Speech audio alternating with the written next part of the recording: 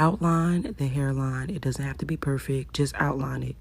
Step 2, fill it in a little bit, just closer to the line that you just made. Not too much, just right on the edges. Step 3, use a dense brush to further fill in the hairline. It just makes the filling in process faster. Step 3, carve out that line with concealer or foundation. Step 4, blend it out just a little bit. All right, here we go with brows. Fill in the brows and then carve it out and clean it up.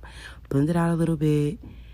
And then that's it. It's mad quick. Now he look lit. He don't ever have to go to the barbershop ever again, sis.